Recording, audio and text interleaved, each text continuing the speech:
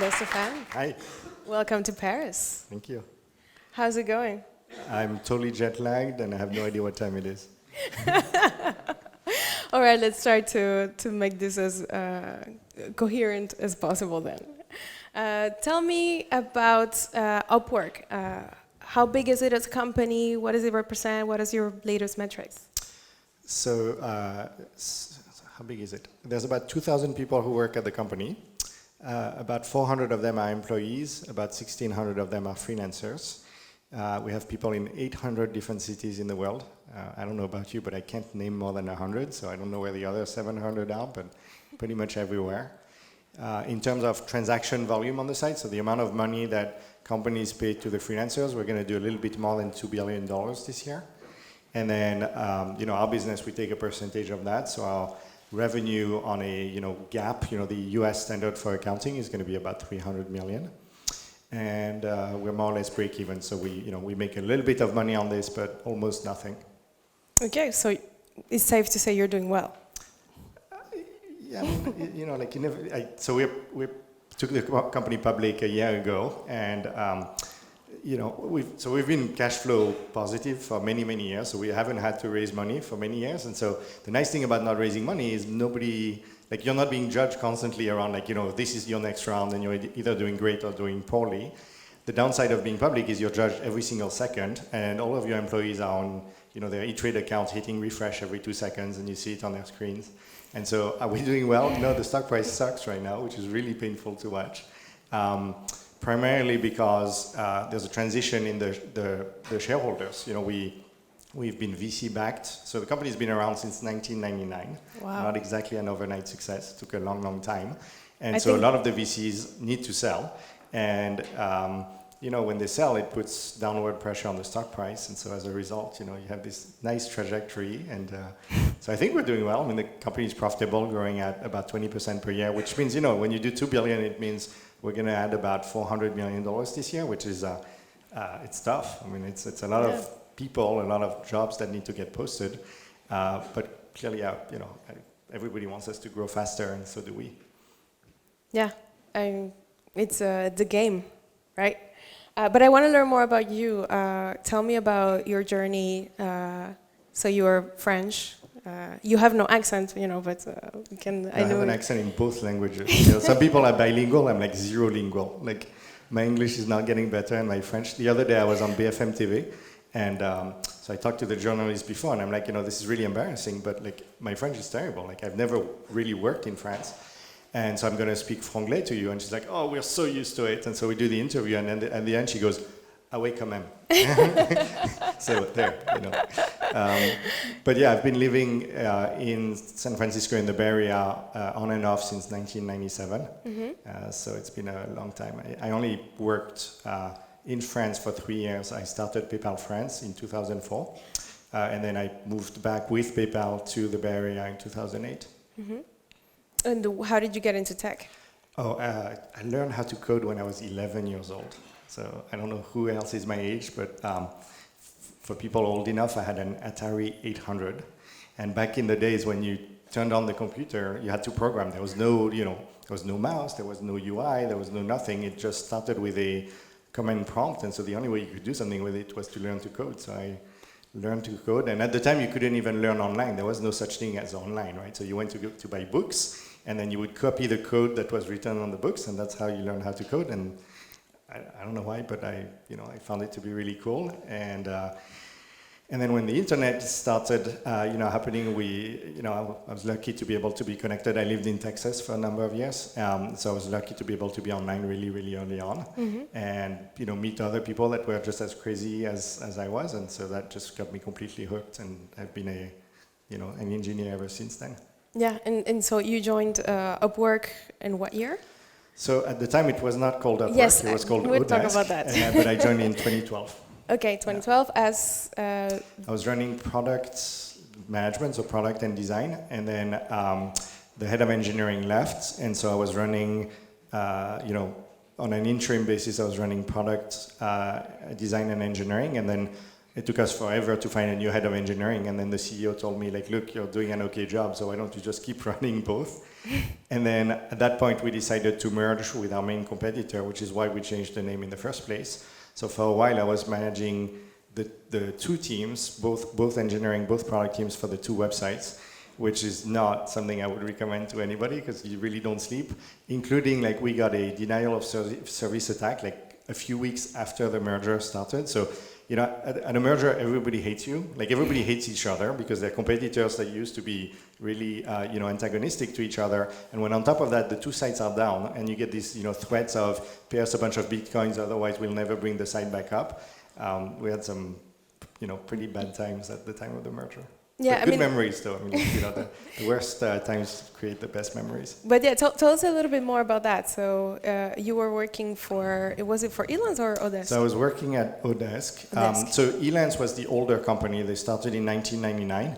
But the market was totally not ready. I mean, the founders were true visionaries. It's actually a funny story. So when we went public, I invited all of the founders of the two companies to come and celebrate with us at the NASDAQ. And the founder of Elance came with the famous paper napkin. You know, when you watch Silicon Valley movies, there's always the founder who goes to this one coffee shop to meet the VC and draws the entire business plan on a paper napkin. And that's actually the story of Elance. So he pitched John Doerr, who, if you're old enough to remember, Kleiner Perkins was the best, you know, VC firm in the Bay Area in the 1990s. And John Doerr was this, you know, amazing guy who funded Google. Still is. He published a great book this year about OKRs, Measure What Matters. Yeah, a great read, yeah. Yeah, he's still a very sharp guy. So anyway, so he actually literally went to this coffee shop that everybody goes to and on a paper napkin drew the roadmap for what Elance was going to be in 1999. And it's really embarrassing because you read it and you're like, that's all we've done in 20 years. You know, all we did was execute on his vision. But the reality was, you know, the idea of working remotely in 1999 was impossible, right? I mean, essentially, if you had an email, like the email quota on a Hotmail account was going to be something like 10 megabytes, and there was no way, you know, none of the tools were available online. You couldn't do video conferencing. So all of the things we take for granted were just, you know, way too early. And so they raised way too much money, you know, $100 million between, which these days $100 million is like a seed round. But back in the days, that was a gigantic round. They were pitching it as it's going to be like eBay and Amazon for services. So NEA and Kleiner put 100 million, they burned through it, they did absolutely nothing with it. And then they pivoted the company to launch an enterprise software product, which they ended up spinning out. And then they reverted back to the original idea. Whereas oDesk, which was founded much later when the internet was more ready for them, had much more of the classic hockey stick story where it's been exponential from day one. And so even though oDesk had raised a lot less money and started way later, it ended up overtaking Elance around 2009. Yeah, I mean, oDesk was one of the earlier partners of the family. In the very beginning, we started building perks for companies. Cool. They were all using oDesk, yeah. That's awesome. Yeah. I didn't even know that. Yeah. So by the time I joined, it was pretty obvious that the two companies were, you know, outbidding each other to death on Google keywords. And clearly, I mean, neither of the two companies was ever going to make money unless we found a way to work together. And that took a while. You know, you have two CEOs who both want to stay on board, and you have two chairmen who both want to be the chairman, and you had 14 board members combined between the two companies, and everybody agreed we should not end up with 14 board members, but everybody hoped it would be somebody else who would step down. So that took, you know, quite a bit of time to make it happen. And then on top of that, the antitrust regulators decided that we were creating a monopoly and that should be stopped down. And you have to realize that right now, T-Mobile and Sprint, which are probably 3 orders of magnitude bigger than us, are merging, and nobody seems to care. But for some reason, the US government had decided Elance and oDesk could not possibly merge. So that took another 6 months and a couple $1 million of legal fees. But eventually, you know, 6 months later, we combined the two companies. Wow, that sounds like quite a journey. Yeah. Oh, well, we were super naive. So our main backer at the time on the oDesk side was Benchmark. And Benchmark had done a bunch of these, you know, merge and then go public. The one that happened just before us was Seamless and Grubhub. So two companies that are not exactly in the same space as us, but kind of this idea of a platform to, you know, help people, you know, get things done. And so Seamless and Grubhub combined, and within 6 months they go public, and we're like, well, that's awesome. We're going to combine and we're going to go public. It will be so easy, they said. And it only took us 4 years, so I guess we're not nearly as fast or as smart as the people at Grubhub. Although these days they're trying to finally integrate the two companies, and I would say it's painful enough to do it as a private company, but doing it under the scrutiny of the public markets, it cannot be fun. Yeah, and what was the trajectory for you as from leading all these teams to becoming CEO of the company? Yeah, so as part of the merger, one of the two CEOs had to step down, and Gary Schwartz, who was the CEO of oDesk, so technically oDesk acquired Elance. It was the bigger of the two companies. So generally, when these things happen, the CEO of the big company stays, and the CEO of the small company either reports to the other one or just is being asked to leave. And in this case, he realized that the only way we were going to make the deal happen was for him to step down, which he did incredibly graciously. And Fabio, who was the CEO of Elance, became the CEO of the combined company. And that lasted for about a year. And then after a year, he'd been the CEO for 13 years by then, which it's, I don't know how many of you guys have been running your companies for that long, but it's really exhausting. Mm-hmm. And so I think he was also ready to step down. And, my guess is the board was going to look for somebody outside, and they weren't probably going to give me the job, but I told them, look, if you do that, then I'm out. And they probably thought, hey, well, that's a big risk for the company, so let's just give the guy a shot. And that was 5 years ago, and I'm still there. So that's a good sign. You're probably doing a good job. Either that or they're still trying to find a better candidate, but they haven't found, but then they're really slow. Good luck with that. And so how did you prepare to become the CEO? Well, I didn't really have much time to prepare, because literally when Fabio says I'm going to be stepping down, I said, hey, I'm going to be the CEO, and then within a week they had to decide. So I was completely unprepared. I think one of the biggest discoveries for me is how there's almost no way to you can train to become a VP of engineering, you can train to be a VP of product, but the CEO job is very different for different companies, and a big part of it is it depends what the rest of the team looks like. Mm-hmm. And I think if you're the founder of a company and you're the CEO, you hired everybody else, and you hire them based on how you wanted to design your organization, based on your strengths, based on your weaknesses and what you needed to attract. When all of the people that became my direct reports used to be my peers, so I did not select them. And so one of the toughest things is the organization was not designed for me. It was designed for the previous person, and even then it wasn't really designed for him either, because he had merged the two companies, so he had inherited half of the management team. And so it was much more a lesson of how do I adapt to the situation, as opposed to here's everything I've learned and you guys are going to adapt to me. And so it was very much a listen a lot and try not to mess it up too much. Actually, when it was announced that I became the CEO, the previous CEO of oDesk sent me a 4-letter email, which was DFIU, and I had to look it up to see what DFIU means. It means don't fuck it up. So that was nice words of encouragement. Good advice. Yeah. I love this idea, because you talked about it in one of the interviews of you that I listened to.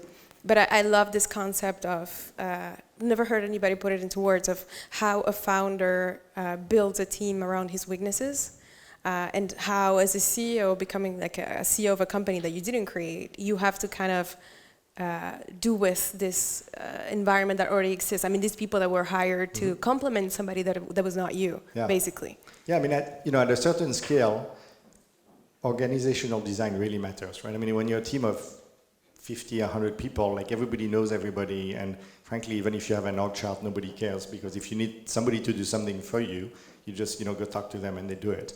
When you get to a certain scale, you do need to have actual metrics and people being accountable for them, and when people are accountable for one metric, they probably care about their metric more than they care about the other person's metric, and so politics start to arise. I mean, people will prioritize different things based on what they're measured on.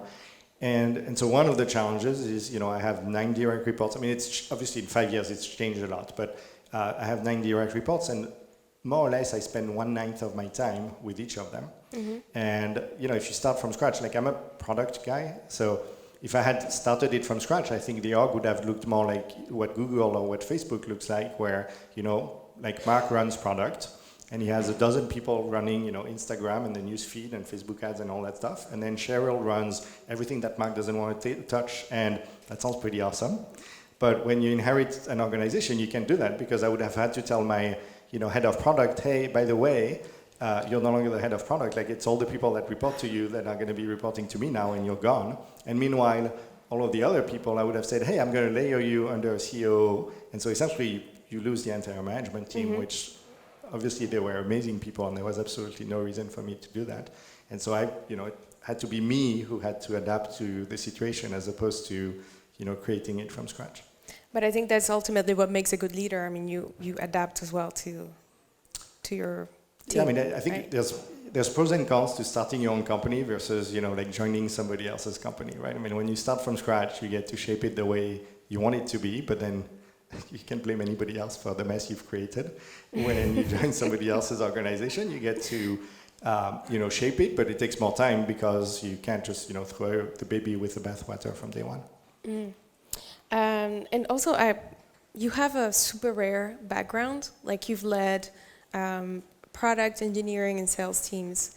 Have you noticed any difference? I mean, what are the things you've learned from those different experiences? Well, I mean, to me, that's the only way.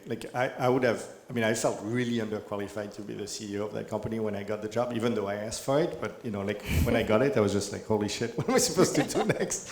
But I think it does help if you've led at least, most of the functions before. Because if all you've done is run engineering and you become the CEO, it's pretty overwhelming.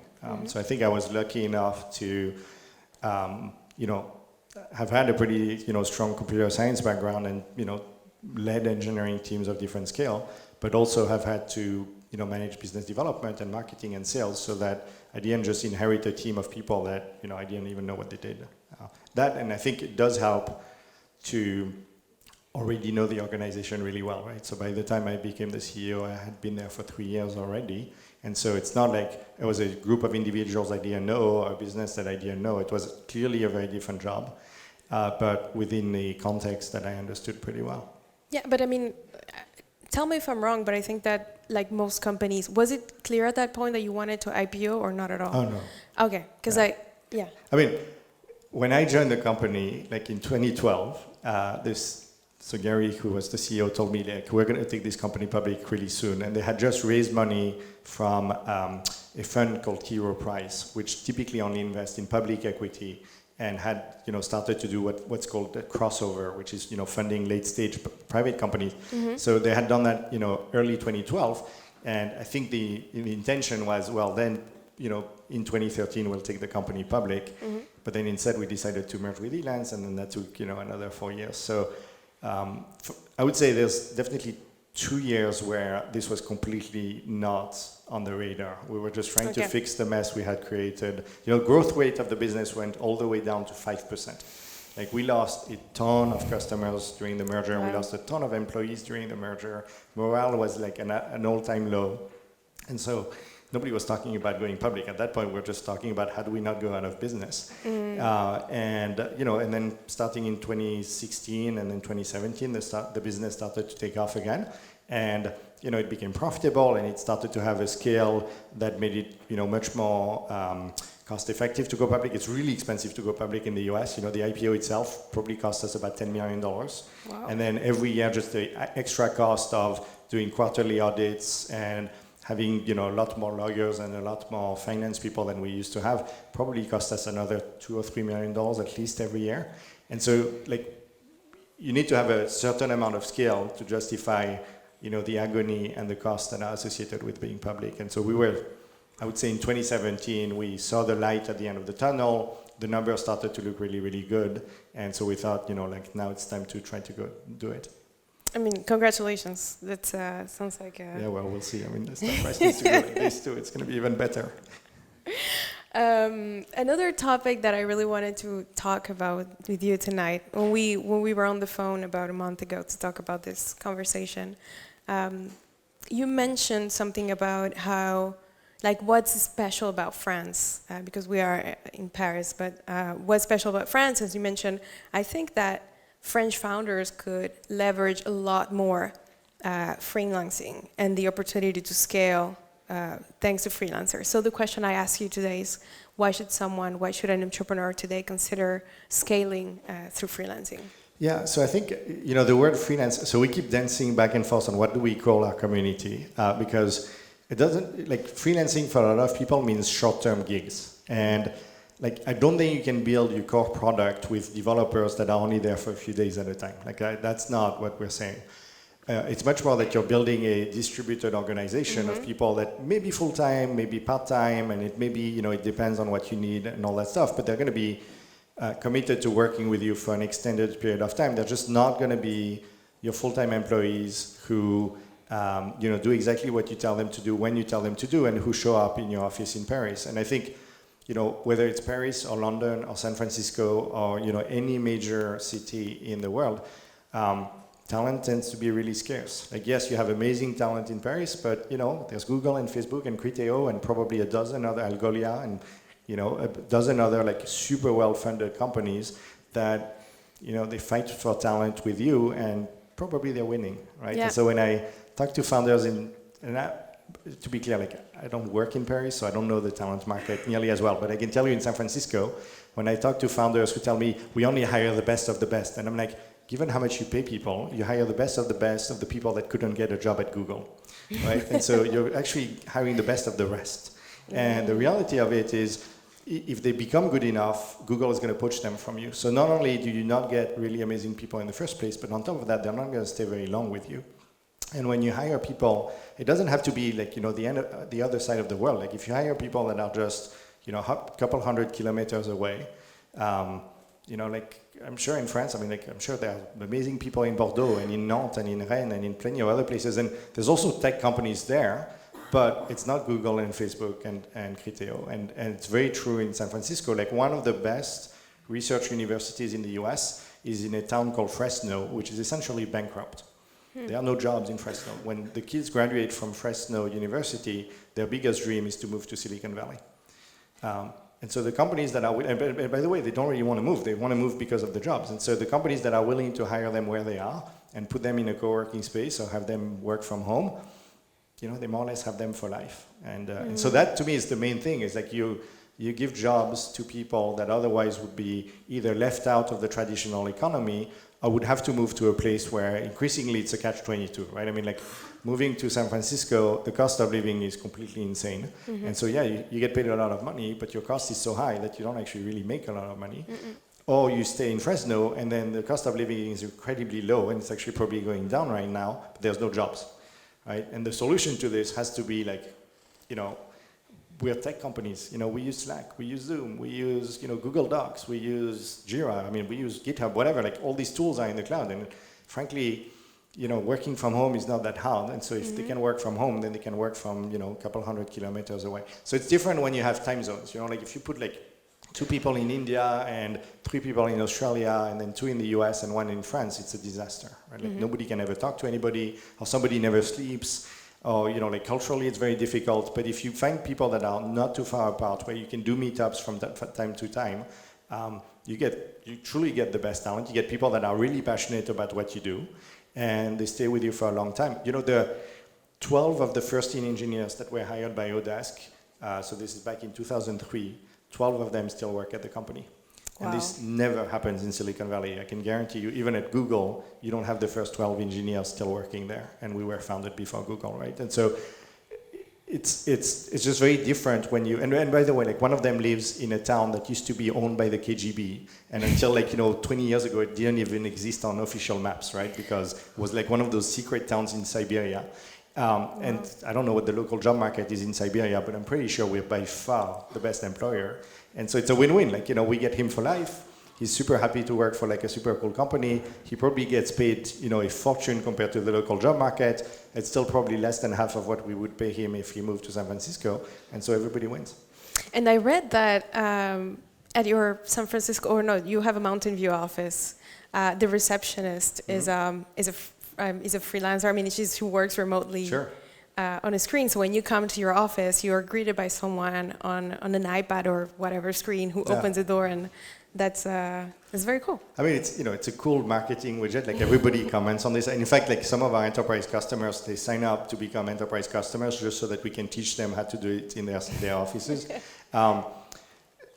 It's also kind of a no-brainer. We have 3 offices in the US, and rather than have 3 people full-time in each of them, we have 1 person and they are part-time because they have other things going on in their lives. But you have a person who has 3 screens in front of them, and so they can greet, people in the 3 offices. So, they get a better job than what they would get locally in their job market. And, for us, we save a lot of money. So it's kind of a no-brainer.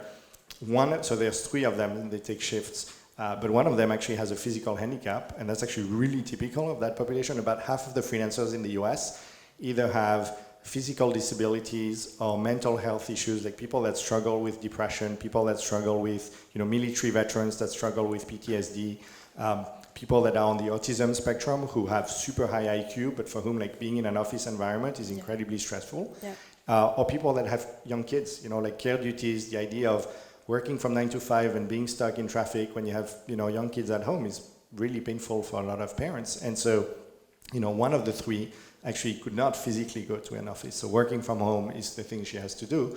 And in this case, it's a job that accommodates the flexibility of the schedule that she needs. So it's really a win-win for everybody. And so why do you think companies don't do it more? Like, what are the main objections that people are lazy.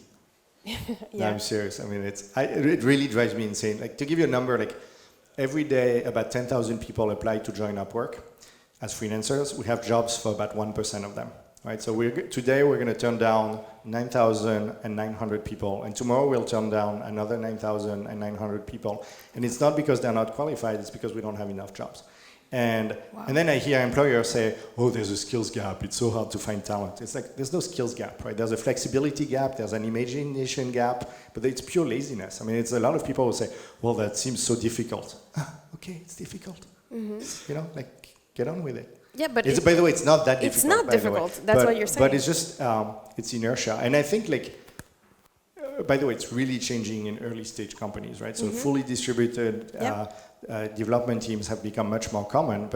But to this day, we work with all of the biggest tech companies in the world. But typically they only have, the biggest one is going to have about 1,000 people on Upwork this year, but they have 50,000 people that are still in, let's say, Mountain View, not too many companies, but in that area.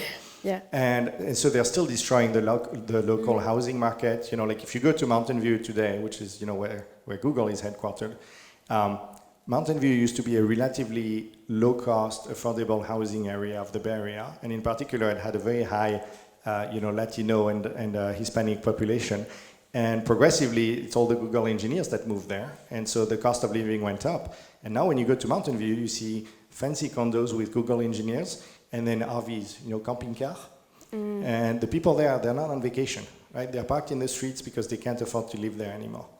It's working homeless people, right? These are the people that serve the food at the Google offices, and they can't afford to live anywhere nearby. And that just sucks. And so when I hear, it's so hard to hire people, and you're like, yeah, you're totally, Salesforce just built the biggest office tower of San Francisco. It's I don't even remember, 65 floor high. Huge. Obviously it's going to drive the housing market even further up. It's going to further increase, income inequality. San Francisco is the city in the US, probably in the world by now, that has the largest percentage of what's called super commuters, who are people that live more than an hour and a half away driving distance to their work. Right? It's a disaster. I mean, obviously it's a disaster for pollution and the quality of air and, the CO2 emissions and all that stuff, but it's a disaster for their personal life. I mean, if you spend 3 hours of your day in the car, and you get to the point where almost everybody who lives in San Francisco has a job that could be done from anywhere else in the US. Yep. And almost everybody whose job requires them to be in San Francisco can't afford to live within a 50-kilometer radius. And at some point you've got to say, something's got to change. And putting yet another office tower in the middle of the city is the biggest mistake you could possibly do. Yeah, and you also make a very good point of, in one of the interviews also I heard that, all these people ultimately were going to the same office to work remotely together because we are using online tools and mainly communicating through Slack. I don't know a single company, and maybe this is different in Paris, so I don't pretend to judge, but I don't know a single company that is on multiple floors in one building where people go up and down the stairs. As soon as you have 2 floors, people are on video conferencing. And so if you're going to be talking to your person next to you below or above of a video conference, then they really don't need to be in the same city. Right, so they might as well be just, it doesn't have to be far, right? It could be 20 kilometers south of here, and you help recreate the local economy. There's a survey done in San Francisco every year by a newspaper called the San Jose Mercury News. And every year they ask people, if you could keep the same job and get paid the same amount of money, would you consider moving out of the Bay Area? And last year it crossed 50%, right? So there's 5 million people in the Bay Area, 2.5 million people are essentially saying, yeah, get me out of here, right? And the reason why they can't is because they can't keep their job and they can't keep the same salary. And again, it's because employers are just too lazy to make it happen. It's, but eventually it's going to happen because, that place is a train wreck. It's already happening with the new generation, right? So yes. So partly by lack of choice, right? So a few years ago when, I used to talk to VCs, I'm glad you guys were using us. I didn't realize that. But when I would talk to VCs a few years ago, I would tell them what we do, and they'd be like, oh, but Google will never acquire a company that's distributed, and how could you possibly build culture? And surely it's less productive. And you're like, now they're turning around. You start to see VCs that say, yeah, if you really want to have good talent, and if you really want to be able to retain people and find people that are really passionate about what you do, then you need to be open to people that are outside of the traditional commuting distance. So I think the next generation of companies is definitely much more distributed. And I would say, part of the reason is because there's now probably 20 or so unicorn-size companies that are fully distributed. We're one of them, but GitLab is fully distributed, Automatic is fully distributed, Mozilla is fully distributed, Wikipedia is fully... So there's enough of these, at scale, InVision, Basecamp, companies that have hundreds, if not thousands of employees that either don't have an office at all or who do what we do, which is everywhere where we have enough density and where people tell us they'd like to be in an office, we build a small office or a small co-working space, but generally we tell people, look, go work wherever you want. There's some legal and tax issues where in some places we just don't do it, but generally, as long as the time zones work for everybody, we're happy to hire people from anywhere. Yeah, and I will share an anecdote from our portfolio. We even had a team of co-founders who met on the internet and they've actually never met in person. And when we onboarded them at the family, they met for the first time in person at the family. So we are seeing more and more of that kind of thing. And to your last point, I wanted to ask, is there an advantage to building, do you think, is there an advantage to building your team in a distributed way from day one? Or is it tougher as you grow? How do you... Yeah, so that's a great question. The problem is there's so many things you should do from day one, right? So you should have a great culture from day one. You should have diversity from day one. You should have a distributed team from day one. By the way, it would be really good if you had a very strong product from day one with good product market fit, and if you could be profitable from day one. And so, but the issue is, how do you sequence these things? Because realistically, at the beginning, you're just trying to survive. And I think it is true that when you need to iterate really quickly, being able to turn around and say, hey, Jenny, can you do this for me? Is easier than just doing it over Slack and Zoom. So I think if you can start distributed from day one, change is difficult, right? So if you wait until you have 100 people, if you're 100 guys and you want to hire the first woman, good luck. And if you're 100 people in an office and you want to make the first remote hire, it's going to be tough, right? So I would say somewhere in that journey, you need to do it. By the way, one of the easiest ways companies move from being very centralized to much more decentralized is rather than hiring somebody from the outside to be the first remote person, is to let some of your most experienced team members either move for a while, hey, why don't you just spend the summer in Tahiti? Actually from a time zone standpoint, that really sucks. But why don't you go spend the summer in the Seychelles and document your experience, tell us what we're doing wrong. Because they know how to get things done, they know the people in the company, you trust them, and so let them debug the system, help you get better at it, and then you can hire fresh new people from the outside that are truly remote. Cool. I have a last couple questions before we give it to the audience. So one of the things I was reading about is you have this study called Freelancing in America, which is very US focused, but I think there are some things that can be shared in Europe. So it's been 6 years that you've been doing that. And so what are the main findings of the 2019 one? Well, I think, generally the first finding that usually people find shocking is how much bigger it is than people think, right? So and by the way, we only do that study in the US because frankly, we don't have the budget or the time to do it in every other country. But back in 2015, McKinsey Global Institute, which is the non-profit research arm of McKinsey, took our study and replicated it across all of the OECD countries, including France. Okay. And they essentially found that the metrics were almost the same across every market that they studied. And about 35% of the working population is freelancing at any point in time. That doesn't mean it's their sole source of income. Like for a lot of people, they do this in order to make more money or in order to learn new skills or generally because they're interested in doing a little bit more. But nonetheless, it's a much bigger number than what people think. Like in the US, that's it's about 55 million people. So it's a pretty big industry. In fact, if you look at it from an aggregate contribution to GDP standpoint, at this stage, freelancing is bigger than construction, right? So nobody thinks of it that way, but it's like 6 or 7% of GDP in most countries is done by freelancers. Mm-hmm. Increasingly, what's been happening when the job market has been recovering in the US, a lot, what's been happening is the growth in the number of freelancers has slowed down, but the percentage of people that say that they do it by choice and that it's their sole source of income and that they want to do this, for a long time as opposed to doing it in between two jobs has grown very significantly. So as a result, the number of, I would say, true freelancers, the people that really just do that and they're going to do this for the rest of their career, has continued to grow despite the fact that the economy is pretty strong in the US right now. And so that goes a little bit against the myth of, hey, freelancers are freelancers because it's temporary or they're not good enough to get a real job or like any of the really bad misconceptions people have. On average, freelancers are more educated than non-freelancers. And more than 2/3 of them say that they do this by choice at this stage. Yeah. Probably the biggest, to me, the biggest aha moment was 3 years ago. So we do press interviews based on the study, and one of the journalists asked me to add another question, which was, how much money would a traditional employer have to pay you to take a full-time job? And that became my favorite quote because every year, and so now it's been 3 years in a row, 50% of freelancers say that no amount of money could convince them to take a full-time job. And you're like, you're crazy, right? I mean, clearly, I can give you a big number. There's got to be an amount of money that convinces you to take a full-time job. And so 2 years ago, we said, okay, clearly we're missing something. We don't understand the number. There's something here going on. And that's, what I was saying earlier.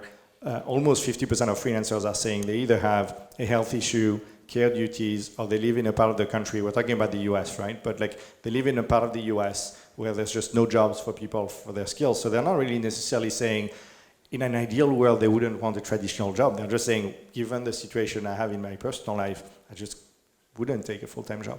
And to me, part of the reason why that matters is because back to this idea that there's a skills gap and it's so hard to hire people. It's so hard to hire people because everybody's fishing from the same pool. Mm-hmm. It's also there's a lot of, I don't know if it's as big of a thing in France right now, but in the US there's a huge amount of prioritization and importance that's being put on diversity. And one of the worst things that employers do is to require, put on their job descriptions, college degree required. Because the reality is the less privileged parts of the US economy, people of color, tend to be much less likely to have gone to college. And so the reality is by just putting that line right there, you're excluding the exact people that you're trying to attract. Mm-hmm. And so to me, is there a skills gap overall? No. We have 100 times too many people signing up every day. So clearly there is no skills gap. The problem is there's a skills gap when you're saying, I want people that have a college degree, that are willing to work for me full time, that are going to, come on site, essentially live within, a 10, 20 kilometer distance from my office. And then, it's a zero-sum game. Everybody's fighting for the same pool of talent. And meanwhile, you have a huge number of people that are saying, what about me, right? Mm-hmm. And so the only solution to this is either the government will wake up and actually do something to force companies to allow work from home, which is starting to happen in some countries, or hopefully I think it happened in France already. I think there was something this year. So in many cases what starts to happen, I don't know about France specifically, but in many cases it starts with government employees themselves, right? So because frankly the government is not in a great position to say, hey, private companies, you need to do this, but we, however, are not going to be doing it. So it usually starts with public servants or fonctionnaires, where the government says, for that type of work, people can do it from home and they can relocate to another part of the country, because then they have credibility to say, hey, employer in Lyon or employer in Paris, you need to do the same thing. And in some cases, it's purely through tax incentives. So in the States now, there's 3 states in the US that have a remote workforce incentive program. One of them is actually paying people to move.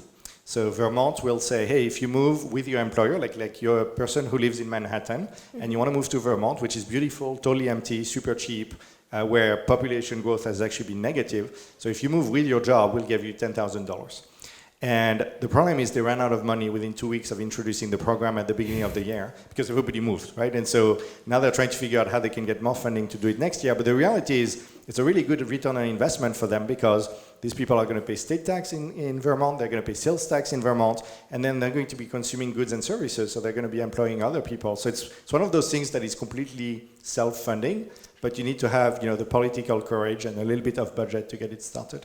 Yeah, I think you mentioned something like every freelancer creates an average of 4 jobs in their local market. Well, that's not me. So it's called the local multiplier effect, and it's been studied by a lot of economists. And the idea is if you put a highly paid person in a depressed part of a country, that person has to essentially consume goods and services. They want to go to see the movies and the restaurants and the dentist, and they have a dog, so they need a vet. And so like every one of those jobs on average creates another 4.1 jobs.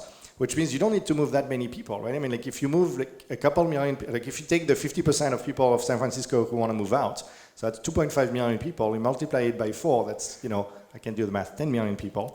And, the US economy only has about 150 million people working at any point in time. So very quickly, you can have an impact which radically changes what unemployment rate looks in the middle of the country, and not to get into politics, but radically changes the voting patterns of some of the voters. And I would say, this could have happened in London with Brexit, and like you guys, almost happened to you. And I'm not going to talk about French politics, but it was not that given that Macron was going to get elected. I feel like this is the perfect transition to end with my kind of big picture question. So, on top of your work as CEO of Upwork, you are also involved with the World Economic Forum, think tanks, and so on. So, from all that experience, what are the major changes that we are, bracing for as a society? Yeah, so I can tell you in terms of future of work, obviously. Yeah, so here's the one that really drives me insane. But thankfully, it's kind of stopped now. This idea that we're going to run out of jobs, right? So this is the whole Elon Musk, Yuval Harari, Ray Kurzweil bullshit of, the robots are going to be stronger than our muscles and the AI is going to be smarter than our brains. And therefore, in the best case scenario, if we treat the machines well, we're just going to be their pets. And if we treat them really poorly, we're going to be their cattle. And the problem with that is it's super scary for people. Like, I don't think people need more fear. Like, there's plenty of fear as it is. And the real risk is it become a self-fulfilling prophecy. Like, if you truly believe there's no jobs in the future, then why would you invest in education in the first place, right? It's a complete waste of money. We should just wait for fate to happen to us. And, Yuval Harari calls it the useless class. If you haven't read Homo Deus, it's depressing, right? But the problem is, it's not like technology happens to us, right? I mean, we get to create the technology and we create the policies that come with the technology and we can control all this stuff. And I would say, thankfully now, the whole debate around, oh my God, like so many jobs are going to disappear, what are people going to do is kind of moving on to the next phase, which is, there's clearly a huge amount of technology shifts happening, and we need to prepare for them. And that means that, we need to change the education systems that we have. The whole primary school, lycée, all that stuff was created for the first industrial revolution. It's 200 years old. Like, it's time for us to move down from this a little bit and say, we're going to have to reskill ourselves throughout our life. France, based on work we've done with the World Economic Forum, like France copied what Singapore did with, I think it's called compte personnel de something. It's an individual learning account where, you can put money there, it's tax-free, and you can use it to retrain yourself throughout your life. Because the reality of it is, it's not, when people talk about reskilling, it seems like you haven't skilled yourself at all, and now you have this huge cliff. How do you train coal miners to become data miners? And the answer is you can't. I mean, the skills gap is way too big, and it's much more small chunks, one at a time, and it's partly funded by the government, it needs to be partly funded by companies, but ultimately it's the person at the center. And so I think that narrative has changed a lot. The one that remains, very front and center, and it's clearly very visible in France with, what's happening with the Gilets jaunes, is income inequality is on the rise in many countries, and that's a huge source of frustration. And if you want democracy to survive, you can't have more than 50% of people being pissed off at the system, right? Because eventually people vote, and again, I mean that's what you start to see in many countries around the world.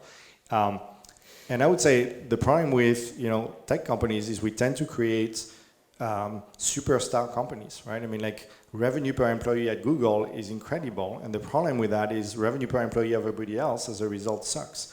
And how do we create companies that are economically successful but also socially just and able to create a better future? Because frankly, we can all work on maximizing shareholder value for the short term and all that stuff, but if lots of people are pissed off at us, it's not going to end well for anybody, right? And there's a little bit of the tragedy of the commons where you hope everybody else behaves well, but you have an incentive to behave poorly. And if everybody plays that game, then we're going to have ourselves to blame for it. And I think that's a lot of what those things are, whether it's the commission that the governor of California is running right now, or the World Economic Forum, or this morning I was at the Fortune conference and they have this thing called the CEO Initiative. And it's really trying to get people to make commitments in front of each other and say, this is what I'm going to do to improve, gender parity. This is what I'm going to do to improve diversity. This is what I'm going to try to do to reduce my carbon footprint or my plastic usage, or things that ultimately are not necessarily directly aligned with maximizing short-term shareholder value creation. But we all know that if we don't do them, we're all fucked. I mean, it's only a matter of time. It's just going to be a disaster. And it doesn't have to be that way. Like you can create shareholder value and make your investors, happy, and also focus on a bunch of other things to try to make everybody's life a little bit better. So there is a third way. There's totally a third way. I mean, like the idea that and by the way, so in talking to European CEOs, I would say European CEOs are a lot less obsessed with this idea of if you maximize shareholder value, everything else will follow. And this came from an American economist named Milton Friedman, who unfortunately became this kind of Bible of American CEOs. Like I went to business school at INSEAD 15 years ago, and you were being taught, right, the only purpose of the firm is to maximize shareholder value.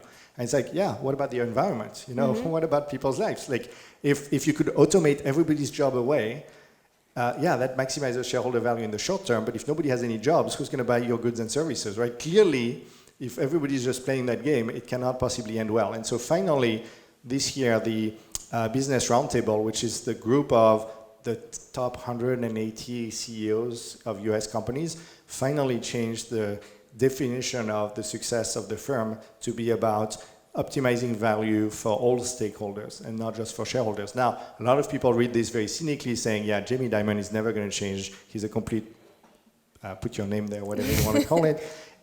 It's all for show. They're doing this to, buy themselves more time. And that could well be true.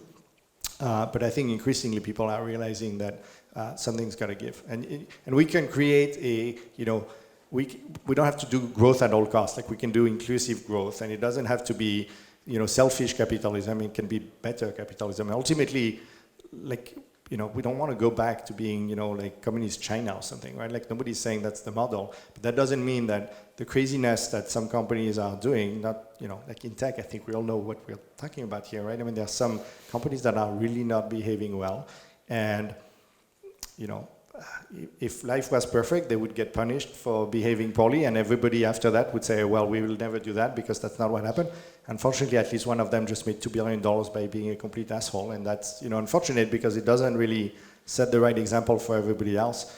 But I think there's enough people that care about trying to do things better for everyone. Let's hope so. Anyway, thank you so much, Stephane. It has been a pleasure, and I have like 100 more questions that I want to ask you.